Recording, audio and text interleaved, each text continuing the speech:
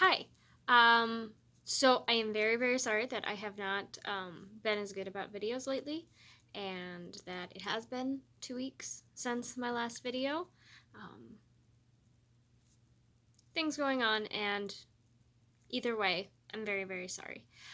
So I'm going to be talking about BPD in males, and it's a little bit tough just because there is similarities, but there are differences, and it can be a little bit tough looking into those different things when, well, obviously I am not a male, so it's different for me, and it can be a little bit tough if I'm not connecting with whatever the information that I'm reading to know, okay, well, this is really good and whatnot. So I tried to check out just a few websites, some medical journals, and see what they had to say.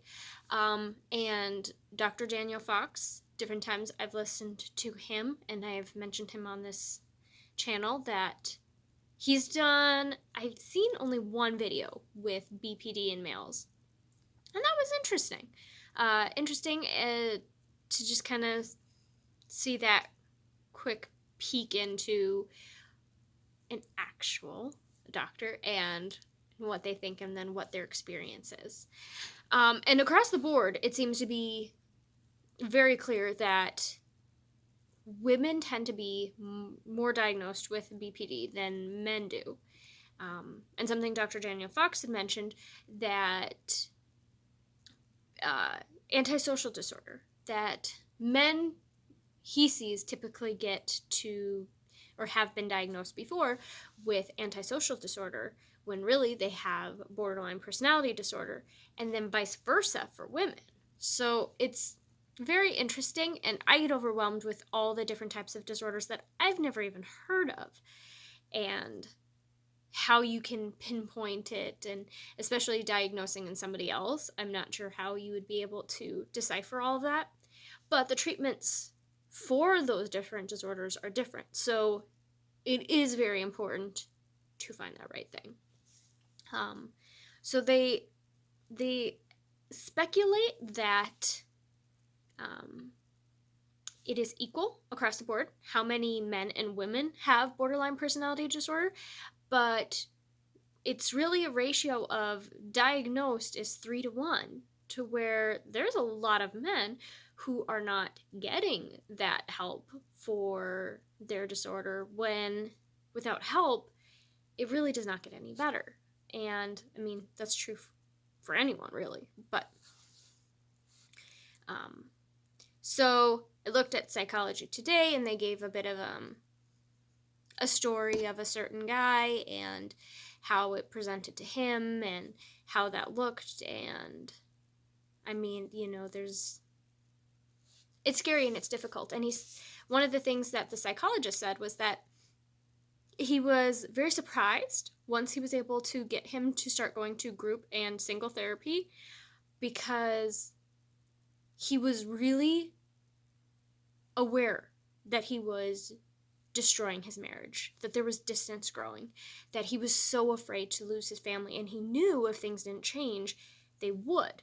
So he did not expect, because in the couple counseling, he was just kind of difficult to work with. But once he got him by himself, then he was able to unload that, yikes, no, I'm worried. I'm scared of losing these different things that are important to me. And with therapy, it's so important that if you see the problem, that's when you go, because if you don't see a problem, then it gets lost. Or for somebody that you're suggesting it to, I've tried to suggest therapy to people who are not ready to hear it, and it does nothing except for make them mad at you. So anyways, so they gave a couple of examples of how it presents a little bit more differently in men. And it does seem like it's on an extreme side of the 9 qualifications for borderline personality disorder. So Okay, aggressively thin-skinned was one of the things that they said. That you don't just get defensive that if somebody makes a comment, but if you feel criticism coming, that then it would become on the offense, that you would start nitpicking to keep off that spotlight on yourself, and having that crazy need or inability to feel that pressure. And then controlling through criticism, to kind of manipulate human interactions or the people in your life through criticizing them, making them feel small. And they said that's likely probably due to some event, or just perhaps a whole childhood when there wasn't that control, when it felt so vulnerable and scary and like they didn't matter. So they tend to have that manifest in the opposite direction then when they're adults. Irrational jealousy. I'm telling you, I completely understand this one, to where you would think that maybe your partner is purposely trying to dress more attractive, or that they're like even sharing glances with somebody to where they're making like eye contact in a special or secret way with somebody else if you're at a party or whatever, that them even speaking to the opposite sex would then have you feeling that somehow they're flirting, and you you get enraged. And I think a lot of that just comes from the fear of abandonment, that and just in general with the disorder, that you are so scared, you do feel so out of control, that you try so hard to control your own little bubble. And for that partner, they're yours, and so you get hypersensitive about wanting to keep them yours, or being afraid that somebody will take them away. So I absolutely understand that one. Look over my notes. Possessive but detached. I thought that was very interesting. So that you are crazy about your obsession with your partner or your person, and wanting to keep them yours, but at the same time being kind of detached. Now, just trying to figure that one out on my own, kind of thinking that be ready that they will be gone at any moment.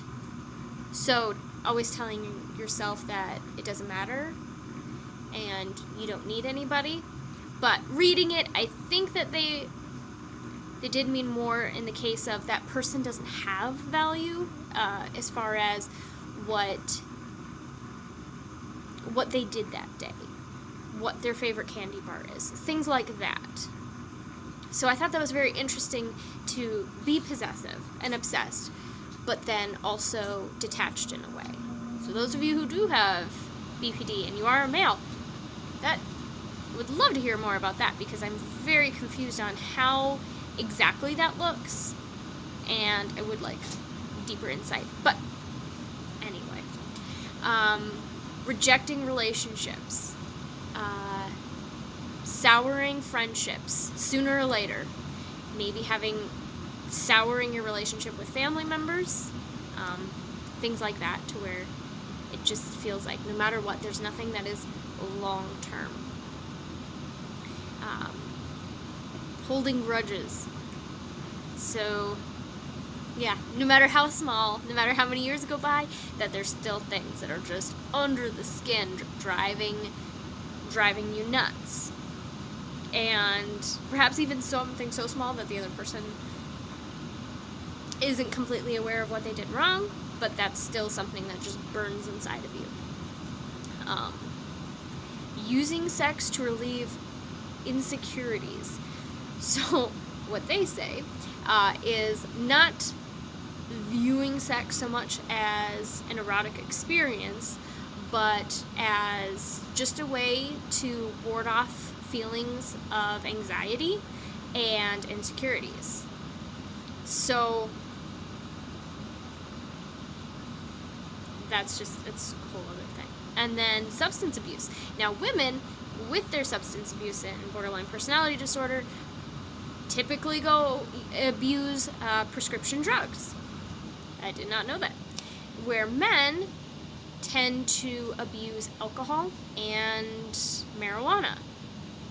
So, what I got out of it is everything is just even more to a hyper extreme, which I figured would be so because of the testosterone.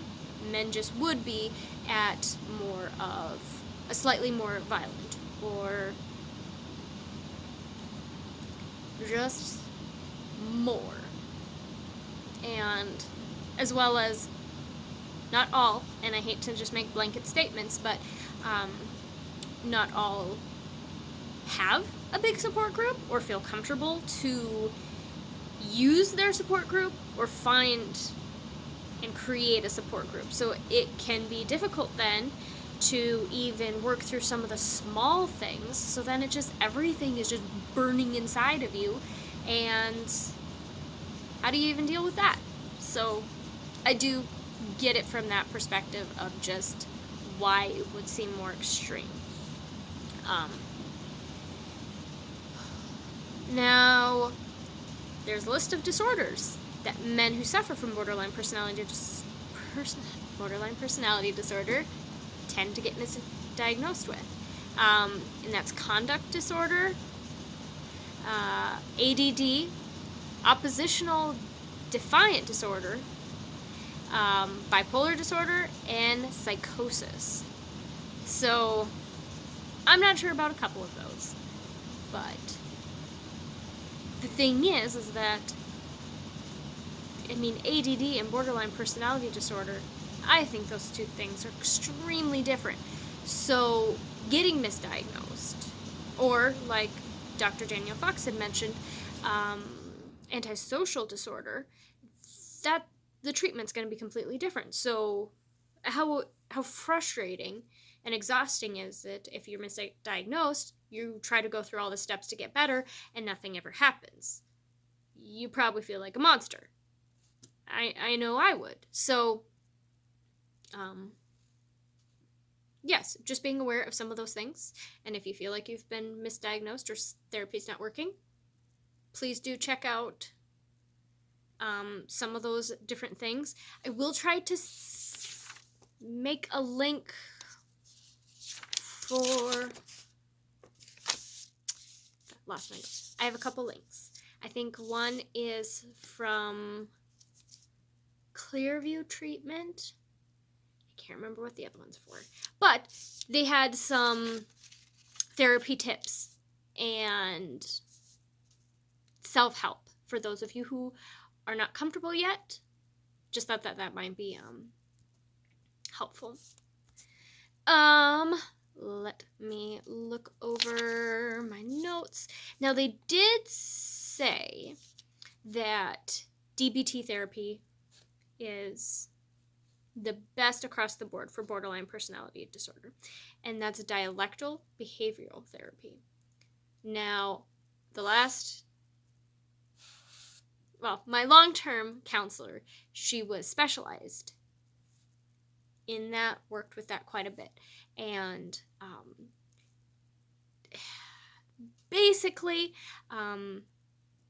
it helps you to be more aware of why you think a certain way, try to get to the very bare roots of what's behind your actions, and then to help work yourself through different situations, asking yourself questions. So learning your triggers, anticipating your triggers, and then working yourself through them. It helped for me an awful lot. It's made a huge difference. Even though the first couple months, going through all your therapy history and family history and everything like that, it feels like you're just wasting your time. And, you know, it helped after being with my counselor for an extended period of time, that then when I knew I was probably going to be coming across a difficult situation, that then I could almost have like a conversation in my head with her and pose those different questions. What would she ask? And it's been tough because I've been out of therapy now for, I want to say, a month, and that hasn't been great for me. I would love to go back to my old counselor, but I guess she's switched her intake abilities, so I've noticed a decline. So those of you who are in therapy, don't get out of it. Not if you're not sure, because I have noticed a decline, and I don't like that. I don't like having more bad days. And then losing that consistency of asking myself those questions to be able to work myself through situations. So, anyways, DBT therapy, I highly recommend it. Now, with DBT therapy, they say that they typically want you to do single therapy sessions as well as group. Now, not everybody has that ability. I have not, so I have not done any group therapy, so I don't even know what that's like, but I think it would be weird. But I have heard that people do get really good progress from doing both kinds of therapy. So that's about what I got for you. I'm sorry if it's not super insightful. I will try to figure out how to add the links. Not exactly sure that I will be able to do that. But either way, thank you so much for listening, and take care.